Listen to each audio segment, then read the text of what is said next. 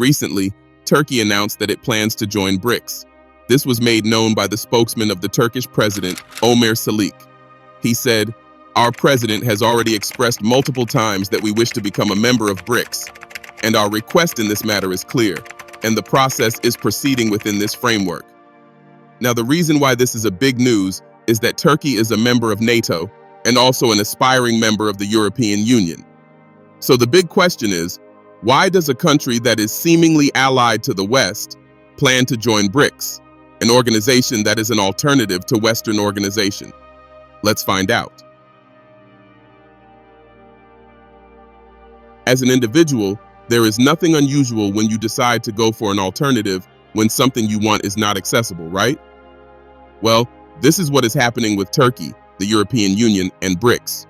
You see, for a very long time, Turkey has been applying to join the European Union, but for some reason, which we will explain later, Turkey's application has never been accepted.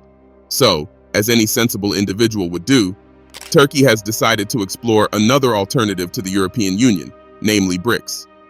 But guess what? Now that Turkey has expressed interest in joining BRICS, the EU is concerned and is trying to accelerate efforts to strengthen relations with Turkey. Before we go into details about this love triangle, let's talk about Turkey's complicated relationship with the European Union. Turkey's application to join the European Union as a member can be likened to a man who has been courting a lady for years, and the lady has been playing with the heart and affection of that man. But where did it all begin? During World War II, Turkey was initially neutral until February 1945, when it joined the Allies. Then it took part in the Marshall Plan of 1947, and then became a member of the Council of Europe in 1950. Actually, Turkey was the 13th member of the Council after the 10 founding members in 1949. Before we continue, we have to say that the Turkish position vis-à-vis Europe has been characterized as Europe has been an object of desire as well as a source of frustration for Turkish national identity in a long and strained history. Now, fast forward to 9 years after Turkey became a member of the Council of Europe. In that year, 1959 to be exact, Turkey applied for associate membership in the European Economic Community in 1959, and on 12 September 1963 signed the Agreement Creating an Association between the Republic of Turkey and the European Economic Community, also known as the Ankara Agreement. This agreement came into effect the following year on 12 December 1964, and the purpose was to integrate Turkey into a customs union with the EEC while setting the stage for the final goal of membership. And then on the 14th of April 1987, Turkey submitted its formal application for full membership into the European Economic Community. But guess what? The European Commission responded 2 years later, and the response was that they were shifting the matter to a more suitable time, citing Turkey's economic and political situation, as well as poor relations with Greece and the conflict in Cyprus as the reason for their decision. According to the European Commission, all those obstacles created what they called an unfavorable environment with which to begin negotiations. However, to make it look good, the Commission assured Turkey that it would eventually get the membership. Turkey took the response of the European Commission well. The country continued to align with European standards and even joined the European Customs Union in 1996 in a bid to enhance its economic integration with the EU. However, the same position was maintained by the European Commission in the Luxembourg European Council of 1997, in which accession talks were started with Central and Eastern European states and Cyprus, but not Turkey. Despite this, Turkey persevered and remained hopeful. Then in 1999, following the Greek-Turkish earthquake diplomacy, Greece lifted its opposition to Turkey's accession to the European Union. But that wasn't all. In the same year, the Helsinki Summit European Council of 1999 proved to be a significant breakthrough as the EU recognized Turkey as a candidate on equal footing with other potential candidates. In other words, there were no more obstacles in the path of Turkey to join BRICS. Now, one would think that given the fact that there were no more obstacles, Turkey would become a member of the EU as fast as possible, right? Well, that wasn't what happened. After the December 2002 Copenhagen European Council, the EU said it would open negotiations with Turkey without delay if the European Council in December 2004, based on a report and a recommendation from the Commission, decides that Turkey fulfills the Copenhagen political criteria. Then the EU leaders decided that they would start accession negotiations with Turkey from 3 October 2005. It's 2024, and Turkey is still not a member of the EU, and that obviously tells you that accession talks have been stalled, slow, and filled with lots of challenges.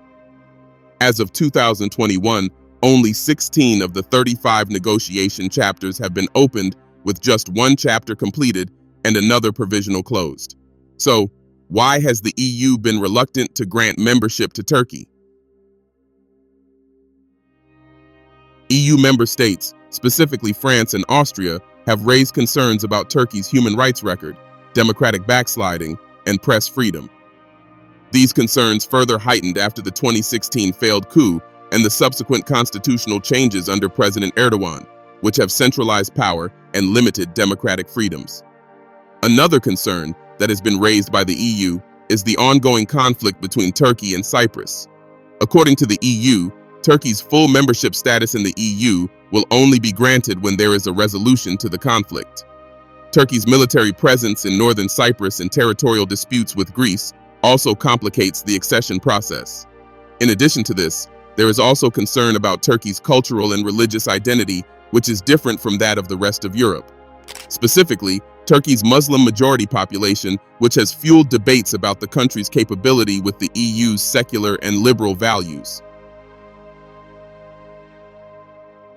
Frustrated with the negotiations efforts, the Turkish Prime Minister Recep Tayyip Erdogan, during a visit to Germany on 31 October 2012, made it clear that Turkey was expecting membership in the Union to be realized by 2023, the 100th anniversary of the Turkish Republic, implying that they could end membership negotiations if the talks had not yielded a positive result by then. The year 2023 has come and gone, and Turkish membership in the EU is still not a reality. So, you can understand why Turkey is now exploring other alternatives, including the Shanghai Cooperative Organization and the BRICS alliance. This shift, no doubt, is a reflection of Turkey's frustration with the stalled progress in the EU's negotiations and its ambition to improve its standing on the global stage. Consisting of major regional powers including China, Russia, India, and Pakistan, the SCO offers Turkey the opportunity and platform to enhance its geopolitical influence in the region. Turkey has also shown interest in joining the BRICS alliance, which comprises Brazil, Russia, India, China, and South Africa. Founded in 2009, BRICS was formed as a contact group to seek alternatives to the US dollar as a reserve currency in the wake of the United States housing and stock market crash and the global economic recession. Since then, BRICS has evolved into an alternative forum as Western countries' relations with Russia and China have soured. It is now seen as a future challenger to the EU and the G7, the world's most advanced industrialized economies led by the United States and joined by Canada, France, Germany, Italy, Japan, and the United Kingdom. The Turkish Foreign Minister Hakan Fidan paid a visit to China in June and later to Russia, and this has reignited the debate over the possibility of Turkey's joining BRICS. In August 2023, BRICS announced plans to double its membership, extending invitations to, among others, Saudi Arabia, Egypt, Iran, and the United Arab Emirates. According to a Turkish official, since BRICS decided to expand, the Turkish Foreign Ministry began assessing the potential benefits and costs of membership. And earlier this year, Turkey announced its interest in joining the bloc.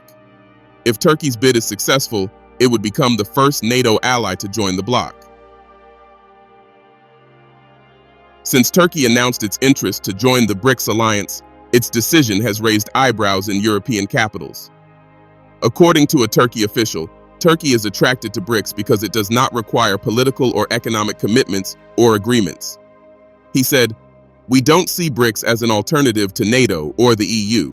However, the stalled accession process to the European Union encourages us to explore other economic platforms. The official added that Turkey's on-paper allies often overlook Ankara's security concerns and deny it advanced weaponry. We would like to be part of every multilateral platform, even if there is only a slight chance of benefit to us, the official explained. Turkey's reasons for joining BRICS are similar to the reasons given by the 40-plus countries that have also expressed interest in joining BRICS. These countries are all seeking an alternative to the current global system dominated by the West, whereby the powers that be, which are the West, determine what is good and wrong. So, what does BRICS have to offer Turkey? First, BRICS membership could open new markets for Turkish products and services. The bloc represents approximately 40% of the world's population and a significant portion of global GDP. This offers vast opportunities for trade expansion. Secondly, Turkey could benefit from increased investment flows and technology transfers from BRICS member states, particularly China and Russia. These partnerships could enhance Turkey's technological capabilities and infrastructural development, which are crucial for its economic growth. Thirdly, one of the major goals of BRICS is to reduce reliance on the US dollar by actively promoting the use of local currency for international trade and the creation of a new reserve currency. This goal aligns with Turkey's interests in enhancing its financial stability and reducing vulnerability to currency fluctuations. Finally, by joining BRICS, Turkey aims to balance its relations with Western countries and enhance its influence in a multipolar world. This way, Turkey can strengthen its geopolitical standing without abandoning its ties with NATO. However, as we said at the beginning of the video, the European Union is not happy with Turkey's decision. In a recently released interview, the U.S. ambassador to Turkey, Jeff Flake, expressed his hope that Turkey wouldn't join the BRICS alliance. The EU and the West have raised concerns about Turkey's shift to BRICS regarding its commitment to NATO and other Western alliances. In this light, the European Union is currently developing a comprehensive three-stage plan to enhance its engagement with Turkey. This plan involves increasing the frequency of high-level meetings, reactivating operations of the European Investment Bank and Turkey, and initiating talks to modernize the customs union between the two entities. In addition, the EU plans to hold more high-level dialogues with Turkey, focusing on key areas such as trade, energy, and migration. The purpose of these meetings is to address and resolve ongoing bilateral relations and have a way for deeper economic and political cooperation. Interestingly, the European Investment Bank, which had previously reduced its operations in Turkey due to political and economic concerns, is set to resume its activities. This move is expected to facilitate significant investment in Turkish infrastructure and development projects, thereby boosting economic ties and fostering mutual growth. Essentially, the European Union is trying to persuade Turkey to continue to keep on hoping for a membership status. The question now is, will Turkey agree to do that? What do you think? Let us know in the comments section below. Don't forget to like, subscribe, and share this video.